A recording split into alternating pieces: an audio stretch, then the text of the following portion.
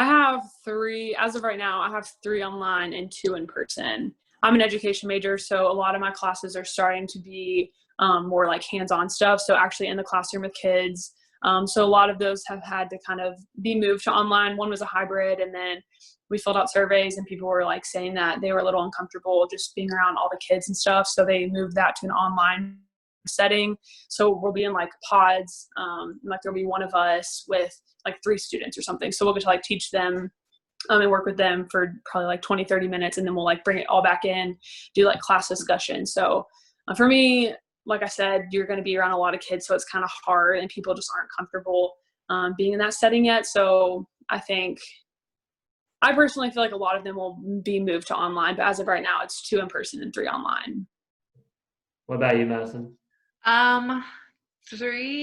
of mine are online, and then 1 is still listed as hybrid.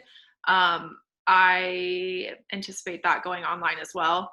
But I'm only in 12 hours. It's a pretty light load. So I guess we'll just see. I don't know.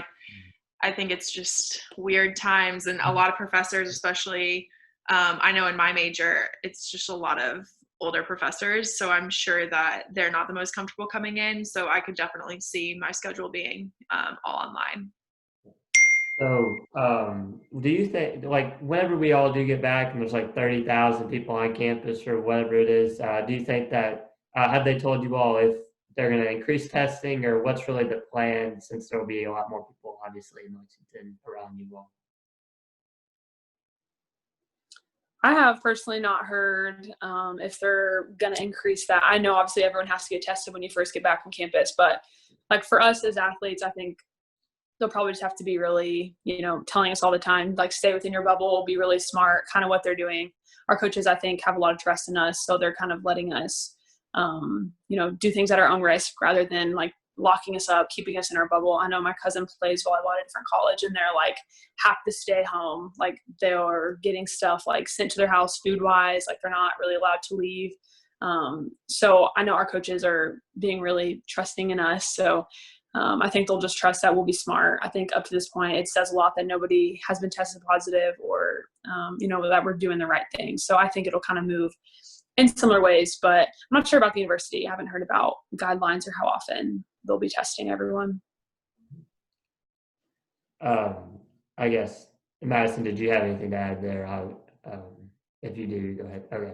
So let's move on now. Let's just forget about coronavirus for a second. Okay. So you all obviously have a lot of returning. You, Alli, Madison, Gabby, just a ton of returners. Where do you all think you stand in terms of SEC, and like what's motivating you all coming off the loss to Washington? Just talk about what you all, basically how you all feel going into the season. Go ahead, Mad. You got it. I mean, so right now we just have like senior-led open gym or just team open gyms. We obviously can't be in the gym with coaches right now. So it's been really cool. I haven't been a part of a team ever, and especially my time here, that has been so determined to get into the gym every single day. And we map out an agenda. How can we get better? And Craig always talks about how when your development is put in your own hands and you're in charge of your improvement, your mentality completely shifts. And I think it's interesting because over the past couple of weeks, I've definitely seen that. And you take on a completely different perspective on being efficient when you get in the gym, and no reps are wasted. And so from that perspective, the determination and the drive that we already are having, regardless of all the extra COVID regulations, all of that is super encouraging. And it's so cool to see as a senior too, because Craig always talks about you can't coach effort and you can't coach love for the game. And it's been so cool to see that has not for a second been jeopardized with everything going on. So I know that when we can get in the gym with coaches, it's going to be hit the ground running, and we're all super pumped about it. Not even putting talent into the picture, the love that this team has for the game and for each other, the chemistry that we already have is something that I know is going to translate onto the court. And that's what makes me really excited. And especially to start team practice, which I'm not exactly sure when that's going to be, but when that does happen, I know it's going to be a really fun time. So Alli, you got I think it's just be go ahead. like everyone's so bought in, kind of what she was saying, but like coming in as a freshman, one, it's intimidating in and of itself just to come in as a freshman at a successful program, winning SEC multiple times in a row, like that can be intimidating. And then to throw in this whole COVID piece is even more intimidating, scary. Like we don't know what's going to happen. So like, of course they don't either. And so it's just to see them buy in just makes everyone else want to buy in too. Sorry, Siri's talking to me. But it's just so cool to see, you know, seniors step up and then everyone under them. Like whenever you have senior leadership, I'm not makes, sure I understand. Yep, she said she does. Yeah. It's just so cool to see everyone just step up in that sense and know that, you know, we have this huge target on our back, SEC champs 3 times in a row. We make it far in the tournament. Obviously, we want to make it past 16 this coming up year. And it's just like, we have all these goals set in mind and we have the talent piece. It's now just like, how can we work and outwork everyone every single day? And I think we're totally doing that. Like Matt said, everyone wants to be in the gym every single day. And we have that new perspective of, oh, it's not we have to be here, but we get to be here. We get to lift, we get to run. It's tough and it's hard that we just took a couple months off and everyone's, you know, trying to get back to where we were in the spring. But I think we're working really hard and doing everything we need to beat our opponents out every day. So it's just a fun atmosphere. So cool to be back and working along such determined people. All right. So obviously, Alli, you were named SEC Freshman of the Year, and then Madison, you were named, I guess, last season AVCA Second Team All-American. Do you all, along with Gabby, view yourselves as the leaders of this coming team? It's actually, so I was at coffee with Maddie Bresowitz. She's going to be a sophomore. And her and I were talking about, well, I guess I was talking about the culture shift that I've seen since I've been here.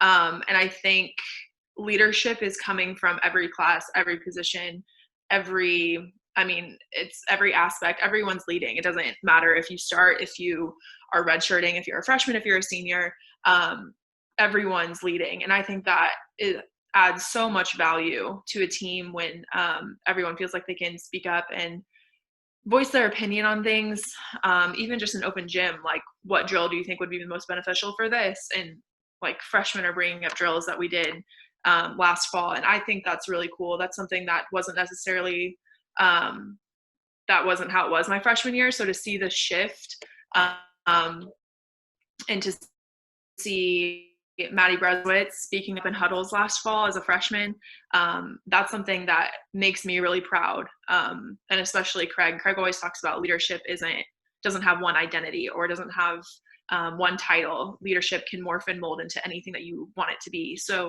I think that's really cool. And that's definitely adding a lot of depth to our team. And I'm excited to see what type of leadership the freshmen bring by example, through vocal leadership. So I'm excited to see what they can bring to the table. So, go ahead. Sorry. Same thing, but just how everyone's different, I think is so cool and adds a huge piece to our team. You know, my freshman year, we had Mackenzie Watson, Meredith Jewell, and they weren't always the one on the court, but they always brought the energy. They talked every single point. Whereas someone like me, I want to bring leadership through action. Like that's just who I am. I'm not a crazy like rah person. Like I don't always show the most emotion, which I know can be frustrating working on it, but it's just everyone brings their own kind of leadership, which is so cool. And I don't think our coaching staff or anyone says, okay, everyone has to be this rah leader or they all have to be a lead by example kind of person. Obviously as a leader you have to lead by example, but you know, they don't have to be quiet or loud or whatever. They leave it open to whatever you are, lead in that way, and that's the best. And that's so cool, and I think that's why we're so successful, is because that's so encouraged. So Madison, you of course mentioned Maddie, and first thing I think of when I think of Maddie is her being held up by the rest of your teammates like a cheerleader after you all score a point, or and you know, another thing, whenever you are playing, you all get pretty excited whenever you score a point, obviously. And Madison, it feels like every time you set up somebody, you like hit them with a big chest bump or something. I guess we won't see any of that this coming season. It like has I guess you all haven't obviously been able to do any of the, the celebrating, kind of do like an air high five, or what are you all doing? I guess like for celebrating and stuff, you just kind of go, yay, you can't really high five or anything. Yeah, it's a little different right now just because we can only have 4 on one side of the net. So we're not full on sixes or anything like that. So we're kind of competing in like makeshift ways. We're kind of just trying to figure out drills that we can, get the most out of our time and all of that. And it's funny because sometimes we'll be in practice and we'll be in a drill and it'll be 6-on-6 and we'll like take time to stop and celebrate, and Craig will be like entering the next ball, like no more like we're moving. Yeah. And so sometimes in practice we're used to looking for the next ball and not necessarily taking that time. But when I was watching film, I was thinking about how the celebrations are so animated, and they are the way they are because it's all of the work that we put in. It's the hard runs on a Tuesday morning. It's the PRs in the weight room. All of that is finally clicking. And that's why we do get so pumped, because we work our butts off day in and day out. So when it comes together and I can give Alli a massive chest bump, of course I'm going to do that because I know that's all the hard work that we've been putting in. So. Yeah. Alli, you got anything to add on? She nailed it. It's great. Okay, so next question I want to ask, first off, Madison, what makes Alli such a good outside hitter? And Alli, what makes Madison such a dependable setter? Madison, you want to go first? Yeah, I'll go. I think Alli is one of the few people that I've set in my career, really, and especially at the collegiate level, where I can throw up one of the nastiest sets, or I could literally double it, or it's doesn't even clear the tape. Like I can throw the grossest set to Alli and somehow it's a kill, or it's like a chop shot, or she goes high hands. I literally look at her sometimes, I'm like, how? Like literally how? And I think that's the beauty of Alli Stumler. She's like so athletic that she is the easiest person that I have had to set. Like I can think of like my top 5 easy people to set, and Alli is right up there. Like I don't know how she does it sometimes. I don't even know how her shoulder even does her wrist away shot. And I tell her this all the time. I'm like, do you need ice? Because I need ice just watching you hit wrist away. But yeah, I think, and also just the dependability. I mean, a 6 rotation player, talk about someone that can hit the big, play defense, be a killer blocker. I mean, you have a 6-tool player along with an awesome teammate. So I think that's pretty rare. And obviously it's shown in all the success and accolades that are continuing to come her way. So it makes me pumped to have the senior season with her and get things rolling as an upperclassman for her. Thanks, Matt. Yeah, so we always talk, it's so funny. Like anytime we go in and serve pass, we're always like, it was like an overpass or just like a terrible pass, we'll always be like, oh, it's okay. Like Madison's got it. It's totally fine. Like next ball. And they'll do it again. Oh, Madison's got it. Like anytime it's not a bad ball. And like, obviously we're hitting, but it's like, she's so athletic. And so I don't even know, freakishly athletic. It's just every single ball we're like, oh, Madison's got it. It's cool. So obviously as a passer and an attacker, I think it kind of eases your mind to know, like, if it's not a perfect pass, like Madison can still put up a great ball. And that just puts us at so much ease to know that we don't have to be perfect every single ball. So that's one thing. And then consistency, I think, is so important, especially as a setter. It's so hard to consistently put up the exact same ball. And you have to know your hitter. Like Leah Edmond and I, like, needed very different balls.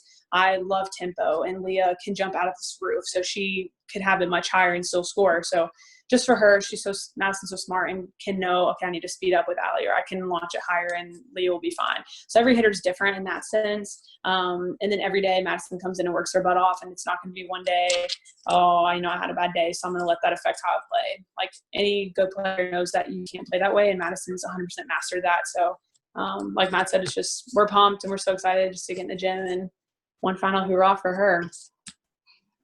Stop. Love you. That's sad. Oh my gosh. Okay, so